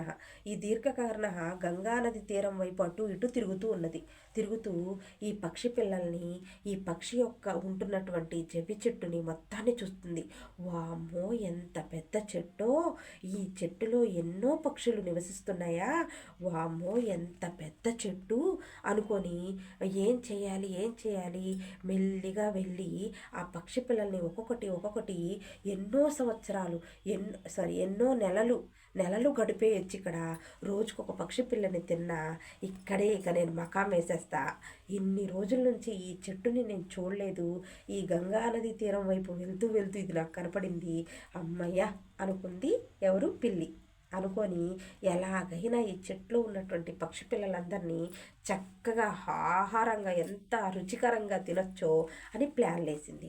అప్పుడు ఒక చెట్టు కొంచెం మొదలెక్కేసి ఒక చెట్టు పిల్లల దగ్గరికి వెళ్ళేసరికి కొంచెం కిచ్ అని పిల్లలు అరిచేలోపు పెద్ద గద్ద బయటకు వచ్చేసి, అది ముసలిదైనప్పటికి కూడా పెద్దదే కదా, పెద్ద గద్ద బయటకు వచ్చేసి పెద్ద శబ్దాలకారాలు చేస్తుంది. అమ్మో గద్ద, అమ్మో అని చెప్పేసి పిల్లి ఇంకా ఫాస్ట్గా కిందకు వచ్చేసి గద్ద పొడుస్తుంది. ఎవరినైనప్పటికీ కూడా మంచి గద్దను మీరు చూసినట్టయితే కింద మీరు కింద ఎప్పుడైనా చిన్న కోడి పిల్లలు కానీ ఏ పిల్లలు కానీ ఉన్నప్పుడు కిందకి ఇలాగా గద్ద తన కాళ్ళతో ఆ పిల్లల్ని తీసుకొని పైకి ఎగిరిపోతుంది. ఎవరైనా కొట్టడానికి అలా వెళ్ళినప్పుడు కూడా కళ్ళల్లో పొడవటం, అలా తల మీద కొట్టడం, దానికి ఉన్నటువంటి కాళ్ళకి పెద్ద గోర్లు ఉండటం, అలాగా ఆ విషం కలగరాగా ఉండటం, అలా ఉంటుందన్నమాట. సారీ, అంతరాయం వచ్చింది. అలా ఉంటుందన్నమాట. మరి ఆ విధంగా ఆ గద్ద పొడిచిందంటే అమ్మో చచ్చిపోవటమే అని పిల్లి ఏం చేస్తుంది, దీర్ఘకర్ణుడు ఇక కొంచెం దూరం పరిగెత్తి మళ్ళీ వెనక్కి తిరిగి చూసి, అమ్మో గద్ద దీని వీళ్ళందరికీ కాపలానా, అమ్మో మరి ఎలా ఏం చేద్దాం అని అలా అనుకుంటూ ఉంటుంది. ఇంకొక రోజు గద్ద ఉందో లేదో అని చెప్పేసి మళ్ళీ మెల్లిగా అక్కడికి వస్తుంది. వచ్చి ఇక్కడ ఇంకా అలా మెల్లిగా ఇంకా లోపలికి వెళ్దాము అనుకునేలోపు మళ్ళీ పిల్లలు కిచకిచ్ అనే సౌండ్ వినంగానే అంత కాపలా కాస్తుంది గద్ద. ఎందుకో తెలుసా, ఇది పాపం కష్టపడకపోయినా వాళ్ళందరూ సంపాదించి దీనికి పెడుతుంది కదా, కృతజ్ఞత అన్నమాట. కృతజ్ఞతతో ఇంకా పిల్లలందరినీ కాపాడేలాగా ఈ విధంగా చేస్తుంది. మరి అలా ఉన్నటువంటి గద్ద, అమ్మో ఈ గద్ద ఏంది ఎట్ట తగులుకుంది, మరి ఏం చేయాలి ఏంటి అని చెప్పేసి ఈ విధంగా ఆలోచనలో పడింది దీర్ఘకర్ణుడు. మరి దీర్ఘకర్ణుడు అంటే పిల్లి పేరు. మరి ఆ పిల్లి ఈ విధంగా గద్దని ఎలా చేయాలి ఏం చేయాలి అని చెప్పేసి ఇక ఎలాగో మనం లోపలికి వెళ్ళలేం కదా అని చెప్పేసి నమ్మించి మోసం చేయాలి అనే టార్గెట్లోకి వచ్చేసింది. ఇప్పుడు పాఠం పేరు అర్థమైందా మీరు, అజ్ఞాతవాసో నా దేయ. అజ్ఞాతవాసం, తెలియనటువంటి వాళ్ళని నమ్మటం అనేది చేయకూడదు. తెలిసిన వాళ్ళే మోసం చేస్తున్నప్పుడు తెలియని వాళ్ళు ఎలా మోసం చేయలేరు అని చెప్పేసి మనం అనుకోవటం తప్పు. తర్వాత మరి అలా ఉన్నటువంటి పిల్లి మరి ఆ గద్దను స్నేహంగా చేద్దాము, స్నేహం చేసుకుందాం ముందని ఆ గద్ద దగ్గరికి, చెట్టు దగ్గరికి వెళ్ళి అమ్మా అమ్మా ఇక్కడ ఎవరున్నారు ఏంటి అనేసరికి గద్ద ఎవరు ఎవరు ఎవరు వచ్చింది ఎవరు ఎవరు అనుకుంటూ బయటకు వచ్చింది. అలా అనుకుంటూ తడుముకుంటుంది అనమాట. మీకు అర్థమవుతుందా? అది పిల్లి ఇందాక అంతకుముందు తర్వాత వచ్చినప్పుడు ఏం చేసింది గద్ద? పెద్ద పెద్ద శబ్దలకారాలు చేసింది. మీరు గమనించినట్టయితే పెద్ద పెద్ద శబ్దలకారాలు చేసింది. అందుకని పిల్లి భయపడిపోయింది, అమ్మో ఇది వచ్చి నన్ను పొడుస్తుందేమోనని. దీనికి కళ్ళు కనపడవు అనే సంగతి పిల్లికి తెలియదు కదా. ఇప్పుడు అది తడుముకుంటుంది, ఎవరు ఎవరు ఎవరు అని తడుముకుంటుంది. అప్పుడు తడుముకుంటున్నప్పుడు అప్పుడు పిల్లి అంటుంది, ఓహో ఇది గుడ్డి మొహందా, దీనికి కనపడదా అనే ఆలోచన అప్పుడు వచ్చింది దేనికి? పిల్లికి. ఓహో సరే సరే, ఇది ఎలాగైనా పెద్ద పెద్ద శబ్దలకారాలు చేస్తుంది, ఆ శబ్దం ఉన్న చోటుకైనా వచ్చి పొడి చేయొచ్చులే, కళ్ళు కనపడకపోయినా దీన్ని నమ్మించి మోసం చేస్తాను చూడు అని చెప్పేసి ఈ విధంగా ఇక ఏం చేసింది, గద్ద దగ్గరికి వెళ్ళింది కదా, పిలుస్తుంది కదా, ఎవరు ఎవరు అనేసరికి నేను దీర్ఘకర్ణుణ్ణి, నా పేరు దీర్ఘకర్ణుడు, నేను గంగానది తీరం దగ్గర ఒక 40 రోజుల పాటు చంద్రాయన వ్రతం చేస్తున్నాను. ఏ వ్రతం? చంద్రాయన వ్రతం చేస్తున్నాను. దొంగ మాటలే అన్నీ. చంద్రాయన వ్రతం చేస్తున్నాను. సాయంత్రం పూట చందమామకి చేస్తున్నాను. ఉదయం పూట ఉపవాసం అంతా ఉండి చంద్రాయన వ్రతం చేసుకొని గంగానదీ తీరం దగ్గరే చేయాలని మొక్కుకున్నాను. మా మా ఇల్లు చాలా దూరం, కానీ నాకు ఇక్కడ ఉండటానికి ప్రదేశమే లేదు, నాకు ఇక్కడ ఉండటానికి ఇల్లే లేదు అని గద్దకి చెప్తుంది. అమ్మా నువ్వు ఏం చేసుకుంటావో ఏంటో నాకు సంబంధం. ఫస్ట్ అయితే నమ్మలా గద్ద పాపం, ఏమో మాకైతే తెలియదమ్మా, మరి నీ ఇష్టం, నువ్వు ఏదైనా చేసుకో, ఇదంతా నాకెందుకు చెప్తున్నావు, నేనే ఇక్కడ ఆహారం తెచ్చుకోలేని పరిస్థితిలో ఉండి ఆ పక్షులన్నీ నన్ను ఆదుకుంటున్నాయి, మరి నేనే ఈ ఆలోచనలో ఉన్నాను, మరి నువ్వు నన్నెందుకు అడుగుతున్నావు అని చెప్పేసి ఈ విధంగా అడగటం జరుగుతుంది. మరి అడిగినటువంటి ఆ విధంగా అడుగుతున్నటువంటి పిల్లిని గద్ద ఈ విధంగా సమాధానం చెప్తుంది. లేదు లేదమ్మా, నేను నిన్ను చూస్తే చాలా మంచిదానిలాగా ఉన్నావు, ఈ చెట్టుకి కింద తొర్ర అనేది ఒకటి ఉంది, నేనైతే పక్షిలాగా ఎగరలేను కదా, నేను కింద తొర్రలోనే నివసిస్తాను, రాత్రి సమయంలో చంద్రాయన వ్రతం చేసుకొని చందమామ వచ్చిన తర్వాత వ్రతం చేసుకొని మళ్ళీ మా ఇంటికి వెళ్ళే లోపు నాకు చీకటి పడిపోతుందమ్మా, నన్ను ఒక్కసారికి నమ్ము, అమ్మో పిల్లి పక్షి పిల్లల్ని తింటుంది, నువ్వు మాంసాహారివి, నిన్నెలా నమ్మేది, నేను నమ్మను, నువ్వు ఇక్కడి నుంచి బయలుదేరిపో, పక్షులన్నీ వచ్చాయంటే నాకు కూడా ఇలా ఈ పెడుతున్నది కూడా పెట్టరు, నువ్వు వెళ్ళిపో దయచేసి, నా గురించి ఆలోచించ మాకు, నన్ను అడగాలని అనుకో మాకు, నేనేమి ఇలా అక్కడిక్కడ నీకైతే సావరం అయితే ఏర్పాటు చేయలేను, నువ్వు వెళ్ళిపో దయచేసి, నువ్వు ఎంత మంచి పిల్లివైనప్పటికి కూడా, నువ్వు దేవారాధన చేస్తున్నప్పటికి కూడా నిన్ను చూస్తే మా పక్షి వాళ్ళు ఊరుకోరు, ఎవ్వరూ నమ్మరు, నువ్వు వెళ్ళిపో దయచేసి అని చెప్పి గద్ద విధంగా చెప్తుంది. అప్పుడు పిల్లంటుంది, నేను మాంసాహారిని కాదు, నేను చంద్రాయన వ్రతం చేసిన ఈ 30 రోజులు 40 రోజులు మాంసం స్వీకరించటం కాదు, అసలు నేను ఫస్ట్ నుంచే మాంసాహారిని కాదు, నేను అసలు మాంసమే స్వీకరించను, అహింస అనేది నాకు చాలా చండాలంగా ఉంటుంది, నాకు ఇష్టం లేని పని, నేను హింస చెయ్యను, నేను హింసించను ఎవరిని, నేను మాంసం తినను అని కథలు చెప్పటం మొదలు పెడుతుంది. అప్పుడు చెప్పిన తర్వాత అలా చెప్తూనే ఉంటుంది. సరే ఇక గద్ద ఏమనలేక మాంసాహారి కాదు, ఇలా చంద్రాయన వ్రతం ఇలా పూజలు కదా, సరేలే అని చెప్పేసి ఆ కింద త్వరలో ఉండమని చెప్తుంది. ఆ కోటరంలో ఆ జవి చెట్టు దగ్గర, ఆ మర్రి చెట్టు జవి చెట్టు, అలా ఆ కోటరంలో ఇక ఉంటూ ఉంటుంది. దీన్ని మాటల్లో పెట్టడం, రోజు దీంతో మాట్లాడటం, ఆ పక్షులు ఉన్నంతసేపు కనపడకుండా వెళ్ళటం, వెళ్ళిపోయిన తర్వాత దీన్ని మాటలు కలపటం అలా చేస్తూ ఉంటుంది. అలా కొన్ని రోజులకి చేసిన తర్వాత 10 రోజులు దీంతో పులిహార కలిపి, మీ భాషలో పిల్లలు అంటూ ఉంటారు కదా పులిహార కలపటం అని, అలా దాంతో పులిహార కలుపుతూ ఉంటుంది. ఇంకా దాన్ని నమ్మించసాగింది, ఇక నమ్మిస్తూనే ఉంది అక్క గద్దని. తన అక్కగా మార్చుకుంది. గద్దక్క గద్దక్క, నువ్వు వెళ్ళి లోపల పడుకో, ఎంతసేపని విశ్రాంతి తీసుకోకుండా వీళ్ళకి కాపలా కాస్తూ ఉంటావు, ఇక నన్ను ఈ మాత్రం కూడా నమ్మవా, నేనున్నాను కదా, ఎవరైనా వస్తే చీల్చి చెండాలుతాను, నా విషయం మామూలు విషయం కాదు, నేను అసలు మామూలు దాన్ని కాదు అని చెప్పి ఈ విధంగా ఆ గద్దను నమ్మిస్తుంది. పాపం నమ్మించిన తర్వాత ఏమనుకుంటుంది మరి గద్ద, అవును ఇన్ని రోజుల నుంచి నాతో ట్రావెలింగ్ చేస్తుంది, ఒక్కరోజు కూడా ఒక పక్షి పిల్ల కూడా కిచకిచ్ అని అనలేదు, నేను అందరినీ కాపాడుకుంటూనే వస్తున్నాను, ఇది మంచిదేమోలే, నేను కూడా వెళ్ళి రెస్ట్ తీసుకుంటున్నా, వయసు మీద పడిపోయింది, కూర్చోలేకపోతున్నాను, నా కోసమే నువ్వు వచ్చావేమో, ఇది మంచిదమ్మా అని చెప్పేసి లోపలికి వెళ్ళి రోజు అదే టయానికి రోజు నిద్రపోవటం మొదలుపెట్టింది గద్ద. ఇక రోజు ఈ పక్షులు రావటమే, రోజుకొక అన్ని తరంలో ఉన్నటువంటి పక్షి పిల్లల్ని రోజుకొకటి ఇప్పుడు 10 పిల్లలు అలా గుడ్లకి పొదుగుతారు కదా, అలా ఉన్నటువంటి పిల్లలందరినీ ఒకే బుట్టలో పిల్లలందరినీ తినేస్తే డౌట్ వస్తుంది. అందుకని రోజుకొక బుట్టలో ఒక్కొక్క దాన్ని, ఇంకొక రోజు ఒకటి, ఇంకొక రోజు ఒకటి, ఇంకొక రోజు ఒకటి, అలాగా ఒక్కొక్క దాన్ని తింటుంది. మళ్ళీ ఒక నెల రోజులు అయిన తర్వాత మళ్ళీ ఇంకో బుట్ట దగ్గరికి వెళ్ళి ఇంకొక అలా ఒక్కొక్కళ్ళు అలాగా మీరు క్యాచ్ చేశారా, 10 పిల్లలు ఉన్నాయి, 10 పిల్లలు ఉన్నాయి, ఈ 10 పిల్లల్లో ఒకళ్ళు, 10 పిల్లల్లో ఒకళ్ళు అలాగా ఆహారం అయితే తీర్చుకుంటుంది. మరి అలా ఉన్నటువంటి అందరికి కూడా డౌట్ వచ్చి ఇదేంటి ఇలా మిస్ అవుతున్నట్టున్నాయి, మనం గద్ద జాగ్రత్తగానే చూస్తుందా, ఓసారి చెక్ చేద్దాము అని చెప్పేసి కొంచెం చిన్నపిల్లలు అరిచినట్టుగా కిచకిచ అరుస్తే బాగా కాపలా కాస్తున్నట్టు గద్ద కూడా పొద్దున్నే కదా, తను నిద్రపోకుండానే ఉంది కదా, ఇక తను కూడా మంచిగా పరిపాలన చేస్తున్నట్టుగా చేస్తుంది, అంటే మంచిగా శబ్దలకారాలు అవన్నీ చేస్తుంది.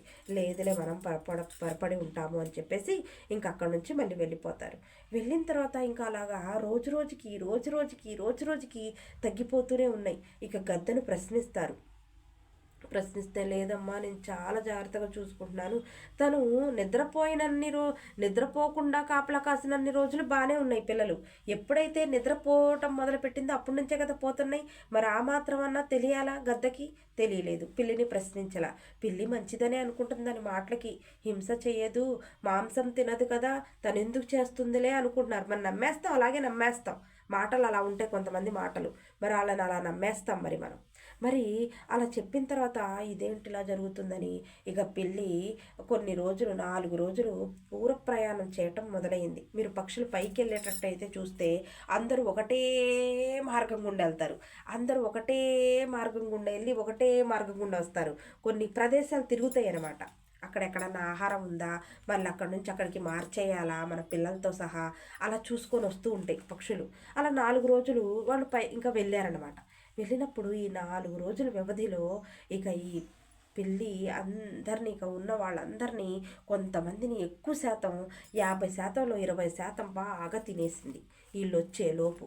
తినేసి ఇక వీళ్ళందరూ వచ్చేసరికి పుట్టల్లో ఈ 10 పిల్లలకి ఒక్కొక్క అమ్మాయి, ఒక్కొక్క పక్షి పిల్ల, ఒక్కొక్క చోట 2 అలా కనపడుతున్నాయి. మరి అప్పటికైనా డౌట్ వస్తుంది కదా పేరెంట్స్ అంటే మన పక్షులు, చూసారా నారాయణ పండితులు అలా చెప్పారో, మరి అలా డౌట్ వస్తుంది కదా, ఆ డౌట్కి ఇక ఏం చేయాలో అర్థం కాక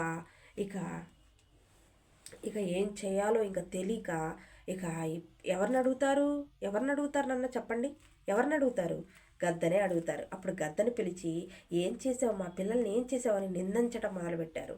సరే ఇక అన్నీ వెతుకుతున్నారు. వెతికి దీర్ఘకర్ణుడు అక్కడి నుంచి పారిపోయాడు. ఇక వాళ్ళు ఉన్నప్పుడు ఉండట్లేదు కదా, ఇక దీర్ఘకర్ణుడు అక్కడి నుంచి పారిపోయి, అక్కడి నుంచి ఎప్పుడైతే పారిపోయాడో ఇక ఇవన్నీ పక్షులన్నీ ఇక చూస్తూ ఉండగా కింద దీర్ఘకర్ణుడు కింద ఉండమంది కదా త్వరలో, ఆ త్వరలో కొన్ని పిల్లల ఎముకలు, మొత్తం మాంసం మొత్తాన్ని ఇలా తింటుంది కానీ ఎముకలు పడేస్తుంది కదా, అలా ఎముకలన్నీ అక్కడక్కడ పక్షి ఎముకలు ఉన్నాయి, చిన్న ఎముకలు. అవి చూసిన పక్షులన్నీ ఇక కోపానికి రగిలిపోయి ఇక గద్ద ఎంత చెప్పినా నేనే పాపం ఎరగను, నేను తినలేదు, నాకే పాపం తెలీదు, నేను ఇలా అని చెప్పినప్పటికి కూడా, ఎంత చెప్పినా తన పిల్లలు పోయిన సందర్భంలో ఉన్నటువంటి పేరెంట్స్ ఇక గద్దను కొట్టడం మొదలుపెట్టారు. గద్దను చంపేంత విధంగా కొట్టేశారు. అలా కొట్టిన దెబ్బలకి ఆ ముక్కులతో పొడవటం, కొట్టటం, నా పిల్లల్ని ఏం చేసావు ఏంటి అని ఇంకా కొట్టడం మొదలుపెట్టేసరికి గద్ద ఏమైపోయిందో తెలుసా? ఇక నీరసం అయిపోయి, అసలే ముసలితనంలో ఉంది కదా, అక్కడికక్కడే ప్రాణాలు విడిచింది. చూసారా? అసలు ఇది ఎవరు చేసిన తప్పు? ఎవరు చేసిన తప్పుకి ఎవరు బలయ్యారు? మీరు ఒకసారి గమనించండి. ఎవరు చేశారు ఇదంతా? నమ్మటం తప్ప, నమ్మి మోసపోవటం తప్ప, ఒక మనిషిని, ఒక జంతువుని, ఒక మనిషినైనా ఒక జంతువునైనా ఎవరైనప్పటికీ కూడా నమ్మటం తప్ప, మోసపోవటం తప్ప కాదు కదా. మోసపోవటం తప్పు, నమ్మటం తప్పు కాదు. సరైన వాళ్ళని ఎవరిని నమ్మారో ఎవరిని నమ్మలేదో నీ క్లారిటీ ఉండాలి. అది తప్పు. కానీ తన కళ్ళు కనపడవు కదా, అలా నమ్మింది. చివరికి ఎవరి ప్రాణాలు పోయినాయి? గద్ద ప్రాణాలు పోయి. అజ్ఞాతవాసో నా దేహ.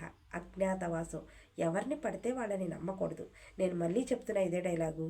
మన అయిన వాళ్ళే, మనకి తెలిసిన వాళ్ళే, మన దగ్గరలో ఉన్న వాళ్ళే మన మీద పడి ఏడుస్తూ మనల్ని నమ్మించి ఎన్నిసార్లు మోసం చేశారనేది ఒకసారి చూసుకుంటే, మరి తెలియనోళ్ళని ఎలా నమ్ముతావు?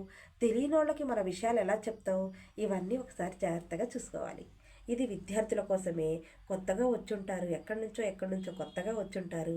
మరి ఎవరు ఎలాంటోళ్ళో ఏంటో అని చూసి స్నేహం చేయండి అంటున్నాడు. అర్థమైందా? ఇది పాఠం. మరి గద్య భాగంలో థర్డ్ లెసన్ మొదటి పాఠం అయిపోయింది. థర్డ్ రోమన్లో సెకండ్ లెసన్కి వెళ్ళిపోదాం. అంటే గద్య భాగంలో సెకండ్ లెసన్. థర్డ్ రోమన్లో ఏదైనా రావచ్చు. అజ్ఞాతవాసోనా దేహ రావచ్చు, శుద్రకస్య వీరవర కథ. ఈ పాఠంలోకి వెళ్ళిపోదాం. ఒకే వీడియోలో 4 లెసన్స్ ఉన్నాయని మీ ఫ్రెండ్స్కి చెప్పండి. సబ్స్క్రైబ్ చేసుకోమని చెప్పండి. 23వ తారీఖు వరకు, ఫిబ్రవరి 23వ తారీఖు వరకు మీకు సంబంధించినవన్నీ వస్తూనే ఉంటాయి. మీరు వీడియో చూసి 99 తెచ్చుకోవాలని మనస్ఫూర్తిగా కోరుకుంటున్నాను. నేను చెప్పినట్టుగా ఎస్ఏ రేటింగ్ రాయొచ్చు. తర్వాత అజ్ఞాతవాసో నా దేహ. ఈ అజ్ఞాతవాసో అనే నా దేహ అనే పాఠాన్ని జాంబాల దత్తర్ గారు రచించారు. దీన్ని వేతాల పాంచవిష్యంతి అనే గ్రంథంలో నుంచి తీసుకున్నారు. శుద్రకస్య వీరవర కథ అన్నారు. ఇద్దరు పేర్లు ఉన్నాయేంటి? శుద్రకుడు, వీరవరుడు. అసలు శుద్రకుడు వీరవరుడు ఫ్రెండ్సా? శుద్రకుడు వీరవరుడు ఇద్దరు పనివాళ్ళ? శుద్రకుడు వీరవరుడు తెలిసిన వాళ్ళ? శుద్రకుడు వీరవరుడు ఒక ఊరి వాళ్ళ? స్నేహితుల? లేకపోతే అసలు ఏంటి అనేది మనం పాఠంలోకి వెళ్తే తెలుస్తుంది. శుద్రక వీరవరహ కథ అన్నాడు కదా, అప్పుడు మీరందరూ ఏమనుకుంటారు? ఇది స్నేహితుల కథ అనుకుంటారా? మరి చూద్దాం, పాఠంలోకి వెళ్ళిపోదామా? కథ, మరి ఆ కథ ఏంటో మరి చూద్దామా? మరి ఇక్కడ శుద్రకుహ వీరవర కథ. శుద్రకహ వీరవర కథ అనే పాఠాన్ని మనం ఎవరు రచించారనుకుందాం? జాంబాల దత్త. ఒకరోజు శుద్రకుడు శేఖర దేశాన్ని పరిపాలిస్తూ ఉంటాడు. అసలు శుద్రకుడు రాజు, పెద్ద రాజు. ఆ శుద్రకుడు శేఖర దేశాన్ని పరిపాలిస్తూ ఉన్నాడు. ఆ శేఖర దేశాన్ని పరిపాలిస్తున్నటువంటి శుద్రకుడు, అలా పరిపాలిస్తున్నటువంటి శుద్రకుడు సైనికులు, మంత్రులు, సైనాధిపతులు అనేక మంది ఉన్నారు ఆ శేఖర దేశంలో. శుద్రకుడు కూడా చాలా మంచివాడు, మనసున్నవాడు, చాలా మంచి రాజు. అటువంటి రాజు దగ్గరికి ఒకరోజు వీరవరుడు నడుచుకుంటూ లోపలికి రాజ్యంలోకి వచ్చాడు. తన భార్య పిల్లల్ని తీసుకొని, తన భార్య పిల్లవాడిని, ఆ వీరవరుడు భార్యని తీసుకొని, తన కుమారుడి పేరు శక్తివరుడు, బుడ్డగాడు, చిన్న బుడ్డగాడు, 5 ఏళ్ళు 6 ఏళ్ళు అనుకుందాం. మరి తీసుకొని లోపలికి వచ్చాడు. ఎవరు? వీరవరుడు. వచ్చి శుద్రకుడు సింహాసనం మీద కూర్చున్నటువంటి శుద్రకుడిని ధన్యవాదాలు తెలియజేశాడు. అంటే నమస్కారాలు తెలియజేశాడు. లోపలికి రానిచ్చినందుకు ధన్యవాదాలు, నేను మాట్లాడుతున్నటువంటి శుద్రకుడికి నమస్కారాలు అని తెలియజేశాడు. ఏంటి మీరు వచ్చిన పని ఏంటి? అసలు మీరెవరు? ఎక్కడి నుంచి వచ్చారు? ఏంటి అని మొత్తం అడుగుతారు కదా. అడిగినప్పుడు నేను ఒక మంత్రిగా పనిచేశాను ఒక రాజు దగ్గర. ఆ రాజ్యం నుంచి మళ్ళీ ఇక్కడికి వచ్చాను. నాకు పనుంటే ఇప్పిస్తారా? నేను ఒక మంత్రిగా చేస్తాను, ఎలాగైనా చేస్తాను అని చెప్పి శుద్రకుడిని అడుగుతాడు. మరి కావాల్సింది ఎక్స్పీరియన్స్ కదా. అప్పుడు శుద్ధకుడు ఎక్కడ చేశావు, ఎలా చేశావు, ఎక్కడున్నావు, ఎలా ఉన్నావు, అక్కడ ఎంత తీసుకున్నావు, ఏంటి అని మొత్తం అడిగారు. అడిగినప్పుడు నేను అలా తీసుకున్నాను, నేను ఇలా తీసుకున్నాను, పలానా చోట చేశాను అని మొత్తం చెప్తాడు కదా తను. సరే ఎంత పారితోషికం అంటే జీతం, శాలరీ ఎంత కావాలి అని అడుగుతాడు. నాకు 1500 నాణ్యాలు కావాలి అని అడుగుతాడు. బంగారపు నాణ్యాలు 1500 బంగారపు నాణ్యాలు ప్రతి నెల కావాలని అడుగుతాడు. వామ్మో, అంతకు ముందు నుంచి ఇక్కడ పని చేసే వాళ్ళకే నేను ఇవ్వట్లేదు అంత పారితోషికం, అంత శాలరీ ఇవ్వట్లేదు, నువ్వు ఇప్పుడే కదా వచ్చి అప్పుడే అన్ని నాణ్యాల శాలరీ అడుగుతున్నావు అని శుద్రకుడు అంటాడు. అప్పుడు వీరవరుడు, నీకు ఇష్టమైతే ఇవ్వండి, లేకపోతే లేదు రాజుగారు, అభ్యంతరం ఏమీ లేదు, నేను అవి ఇస్తేనే ఇక్కడ నేను చేయగలను, లేకపోతే నేను చేయలేను అని చెప్పి అక్కడి నుంచి మళ్ళీ వెనక్కి తిరిగి వెళ్ళిపోతూ ఉంటాడు.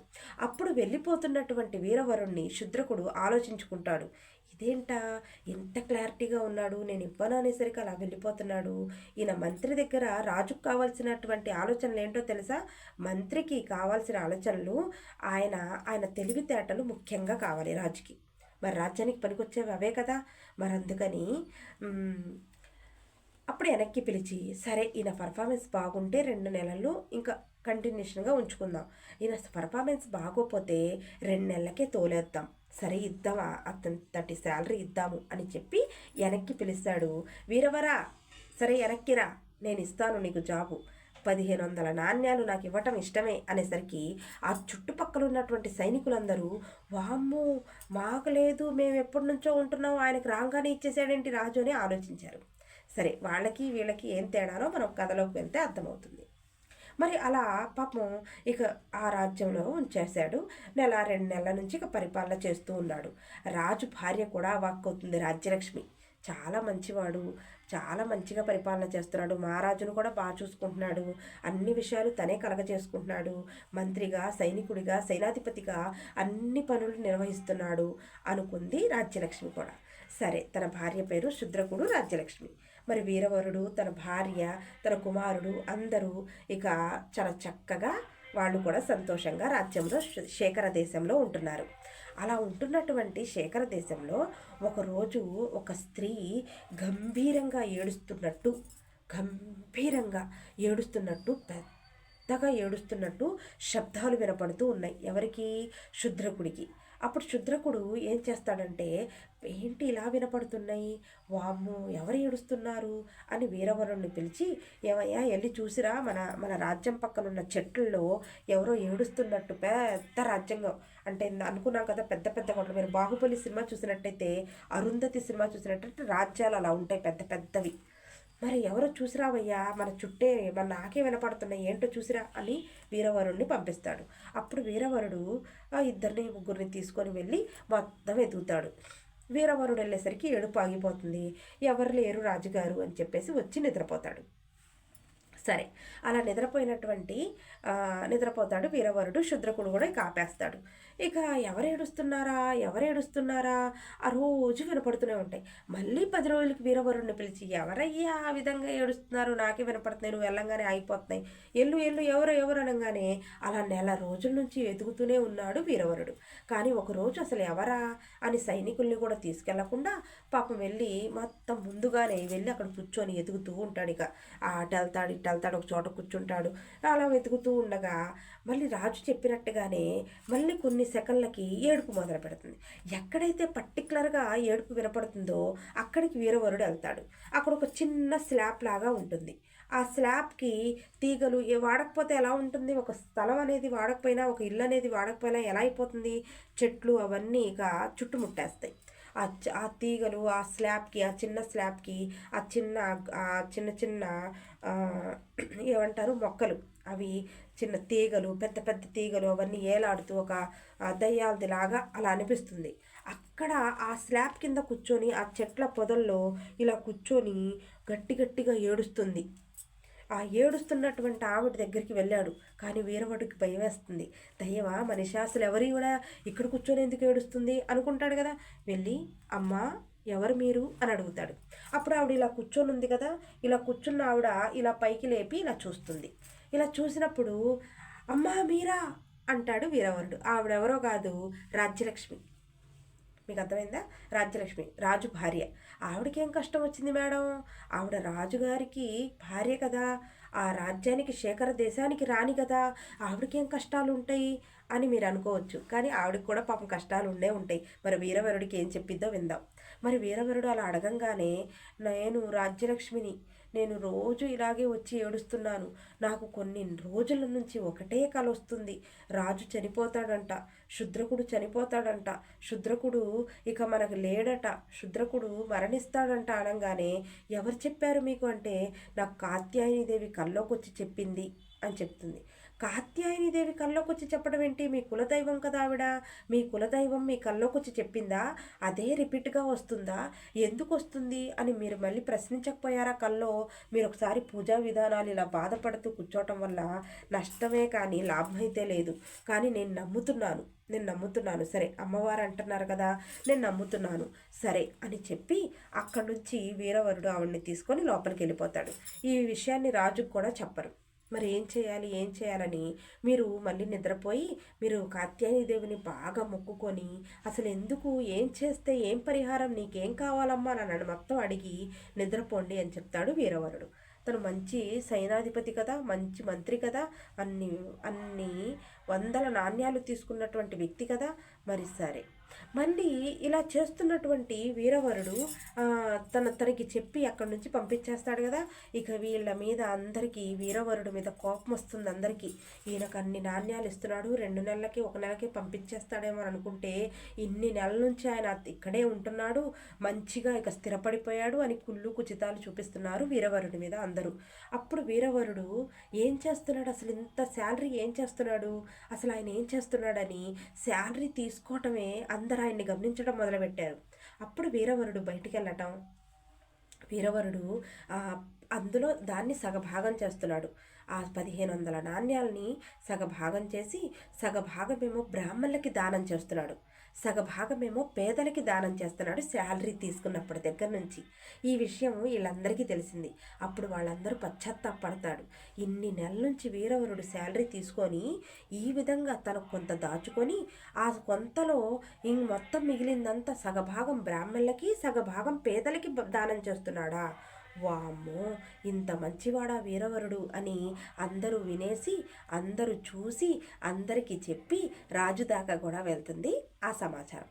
అవునా, ఈ పని చేస్తున్నాడా వీరవరుడు, చాలా మంచిది అని శేఖర దేశానికి పరిపాలిస్తున్న శుద్రకుడు కూడా ఏమేరాడు, మనసులో పెట్టుకుంటాడు, మంచివాడే అని నమ్ముతాడు. సరే, ఒకరోజు ఇక మళ్ళీ రాజ్యలక్ష్మి ఇక లెగవటం, కొన్ని రోజులు గడువిచ్చారు కదా. అప్పుడు రాజ్యలక్ష్మి వీరవరుడితో, నాకు నిజంగా మళ్ళీ ఇంకో కల వచ్చింది, ఎవరైనా 5 ఏళ్ల పిల్లవాడు చిన్న పిల్లవాళ్ళని కాత్యాయనిదేవికి బలివ్వాలంట, ఆ బలి కోరుతుంది, అప్పుడు నీ భర్త బతుకుతాడని చెప్పింది అని చెప్పంగానే అప్పుడు వీరవరుడు ముందు భయపడతాడు. వామ్మో, అంత చిన్నపిల్లవాడు ఎవరు దొరుకుతారు, ఇప్పుడు ఎవరిస్తారు మనకి, చిన్నపిల్లవాళ్ళని బలివ్వాలా, వామ్మో ఇలా అడిగిందా కాత్యాయనిదేవి, ఇలా కూడా అడుగుతుందా దేవత అని ముందు భయపడ్డాడు. తర్వాత మన రాజు చనిపోతాడా, వామ్మో ఎంత మంచి రాజు ఆయన, చాలా మంచి రాజు. మనం కూడా వేరే వాళ్ళ దగ్గర ఎక్కడన్నా పని చేస్తున్నాం అనుకోండి, మనం ఏమనుకుంటాం వాళ్ళని, అమ్మో చండాలుడు, ఇలా హింసిస్తాడు, అలా ఇలా అనుకుంటాం. కానీ మంచిగా పరిపాలిస్తూ మనల్ని మంచిగా చూసుకునే పనితీరులో మనల్ని మంచిగా చూసుకునే వాళ్ళు ఎవరైనా ఉన్నారనుకోండి, ఆయన ఎక్కడున్నా సంతోషంగా ఉండాలని పనిచేసే వాళ్ళందరూ అనుకుంటారు. చూసారా, మీరు గమనించారా? అందుకే మన కింద ఎవరైనా పని చేస్తున్నప్పుడు వాళ్ళని ముందు మనం మర్యాద ఇచ్చి మాట్లాడాలి, అప్పుడు మన మేలును కోరుతారంట వాళ్ళు. అందుకే మేలును కోరుతారు అని చెప్పేసి వాళ్ళతో మనం మంచిగా ఉండాలంట. సరే, అప్పుడు వీరవరుడు వామ్మో ఎవరిస్తారని చెప్పేసి ఇక వీరవరుడు అది వినేసి వెళ్ళిపోయాడు. ఇక రాజ్యలక్ష్మి కూడా బాధపడుతుంది, అమ్మో ఇంతటి విషయాన్ని అడిగిందేంటి అమ్మవారు, ఇప్పుడు ఎవరిస్తారు, అయితే ఎవ్వరు ఇవ్వరు కదా, నా భర్త చనిపోవటమేనా అసలే అని ఆవిడ కూడా బాధపడుతూ ఉన్నది. అప్పుడు వీరవరుడు ఇంటికి వెళ్ళి అంతా ఆలోచించుకొని తన కుమారుణ్ణి చూస్తాడు. తనకు 5-6 ఏళ్లే కదా, తన భార్యను అడుగుతాడు, ఇలాగా కష్టం వచ్చి పడింది, కాత్యాయనిదేవి చిన్నపిల్లవాళ్ళని అడుగుతుందంట, మరి ఏంటి అంటే, అదేంటో మరి నేనైతే అమ్మోనే అసలు ఏ తల్లి ఒప్పుకోదు, కానీ వీరవరుడు భార్య మాత్రం ఇచ్చేద్దామండి, మన రాజు బాగుంటేనే కదా మనం బాగుండేది, మన రాజు మనకెంతో హెల్ప్ చేశాడు అని చెప్పి ఈ విధంగా తన కుమారుణ్ణి బలివ్వటానికి ఇష్టపడుతుంది. అప్పుడు ఆ వీరవరుడు ఆ విషయాన్ని తీసుకొచ్చి రాజ్యలక్ష్మి చెప్తాడు. వామ్మో, వద్దొద్దు, నీ కుమారుణ్ణి చంపేస్తావా? ఒక రాజు, నా భర్త గురించి నీ కుమారుణ్ణి బలిస్తావా? వద్దు వద్దు వీరవర వద్దు అంటే, లేదమ్మా, నా రాజు బతకాలి, నా శేఖర రాజ్యం ఉండాలి, ఇటువంటి రాజు ఉంటేనే చాలామంది బతుకుతారు, మరి ఆయన కింద పనిచేసే వాళ్ళందరూ బతుకుతున్నారంటే ఆయన మూలమే కదా అని అలా ఆలోచిస్తూ ఇక రాజ్యలక్ష్మి కూడా ఇక తప్పనిసరిలో ఒప్పేసుకుంటుంది, ఇలా తలాడిస్తుంది. అప్పుడు ఇంకొక రోజు ఇక అన్ని ఏర్పాట్లు చేసుకొని కాత్యాయనీదేవి ఆ అడవిలో పెద్ద అలంకరణ చేసుకున్నటువంటి కాత్యాయనీదేవి ఇలా నుంచొని ఉంటుంది. మీరు టెక్స్ట్ బుక్ తీసి చూసుంటే కాత్యాయనీదేవి గుడి ఆవిడ రావటం అన్నీ కనపడతాయి, చూడండి. అలాగా ఆ కాత్యాయనీదేవి గుడి దగ్గరికి వెళ్ళి ఇక ఈ వీరవరుడి యొక్క కుమారుడు శక్తివరుణ్ణి ఇలా పడుకోబెడతారు. ఇక కత్తితో ఆ వీరవరుడు ఆ అమ్మవారికి ఈ విధంగా ఇలా బలిచ్చేస్తాడు. శక్తివరుడు మెడ తెగ నరుకుతాడు. ఇక తన తెగ నరికిన తర్వాత శేఖర దేశాన్ని పరిపాలిస్తున్న శుద్రకుడు కూడా వీళ్ళు ఎక్కడికి వెళ్తున్నారు, నా భార్యతో పద్దాకలా మాట్లాడుతున్నాడు, వీళ్ళు కూడా సరిగ్గా రాజ్యంలో ఉండట్లేదు, వీరవరుడి భార్య కుమారుడు నా భార్య కూడా వాళ్ళతో కలిసి వెళ్ళింది, వీళ్ళ ఆలోచనలు ఏంటి ఎక్కడికి వెళ్తున్నారు అని శేఖరుడు కూడా వాళ్ళతో పాటు మెల్లిగా వచ్చి దూరం నిలబడి చూస్తాడు. ఈయన పాపం పరిగెత్తి క్యాచ్ చేసే లోపు వీరవరుడు కుమారుడు యొక్క మెడను తెగ నరుకుతాడు. వామ్మో, ఇదేంటి, కుమారుడు తనే నరికేశాడు అని అవాక్కైపోతాడు. తర్వాత, ఏమండి రాజ్యలక్ష్మి గారు, నా కుమారుడు లేని ఆలోచన నేను చేసుకోలేకపోతున్నాను, నేను కూడా చనిపోతాడని ఈ విధంగా నరికేస్తాడు. అలా తను కూడా నరుక్కుంటాడు. అమ్మో, భర్త కుమారుడిద్దరూ చనిపోయారేంటి, నేనెందుకు, ఇక నా జీవితం ఎందుకని తను కూడా నరికేసుకుంటుంది. ఇక రాజ్యలక్ష్మి దగ్గరికి పరుగులు తీసుకుంటూ వస్తాడు శేఖరుడు. వచ్చి, ఏం జరుగుతుంది అసలు, ఇక్కడ ముగ్గురు చనిపోవటం ఏంటి, నువ్వు నిలబడి చూస్తున్నావంటే ఏమైంది అనేసరికి, నేను కూడా ఉండను, ఇలా అయిపోయింది నాకు కలగన్నాను అది చెప్పేసరికి అప్పుడు రాజ్యలక్ష్మిని అరుస్తాడు శుద్రకుడు. ఏం మాట్లాడుతున్నావు, నా ప్రాణాల కోసం పసికందు ప్రాణాలు తీస్తావా, వాళ్ళ కుమారుడు ప్రాణాలు తీసుకుంటావా అని ఇక రాజ్యలక్ష్మి అరవటం మొదలుపెట్టి, నువ్వు కాత్యాయనీదేవి ఎలా అవుతావమ్మా, నువ్వు మహంకాళి ఎలా అవుతావు, నువ్వు అమ్మవారు ఎలా అవుతావు, పసివాడి ప్రాణాలు తీసుకునేదానివి నువ్వు ఎలా అవుతావు తల్లి, నువ్వమ్మా ఇదమ్మా అని ఇక మొదలు పెట్టేస్తాడు. ఇక ఏం చేయాలో అర్థం కాదు రాజ్యలక్ష్మి కూడా. గజిబిజి అయిపోతుంది. నేనేం చేశాను, నేను చేయదగ్గ పనే చేశాను, అసలు ఏంటి, నేను మైండ్ లేకుండా చేశాను, నా భర్త ప్రాణాలు కాపాడుకోవటానికి ముగ్గురిని బలిచ్చానేంటి అని తను కూడా ఇక ఆరాటం పడిపోతూ ఉంటుంది. అమ్మో, ఇప్పుడు ఏం చేయాలో అర్థం కాదు ఇక రాజ్యలక్ష్మికి. ఇక శేఖర దేశాన్ని పరిపాలిస్తున్న శుద్రకుడు కూడా నా ప్రాణాన్ని కూడా బలి తీసుకో అని చెప్పేసి అలా నిలబడి ఎప్పుడైతే బలి తీసుకొని ఇలా అనలోపు కాత్యాయనీదేవి ఇక విగ్రహంలో నుంచి పెళ్ళ ఇలా బయటకు వచ్చేసి, ఆగో అని చెప్పి, ఇదంతా నేను వీరవరుణ్ణి చెక్ చేశాను, నువ్వు నా భక్తుడివి కదా, నీ దగ్గర పనిచేసే వాళ్ళు ఎలా ఉన్నారు అని నీకే తెలియజేయటానికి ఇలా చేశాను.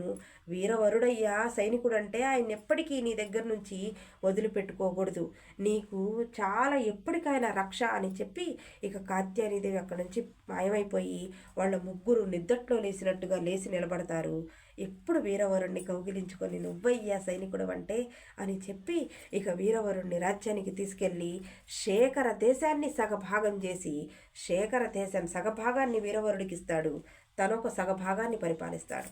ఇది శుద్రక వీరవర కథ. మరి వాళ్ళిద్దరు స్నేహితుల కాదు, ఆత్మీయతలు కలిగినటువంటి మనుషులు. శుద్రక వీరవర కథ.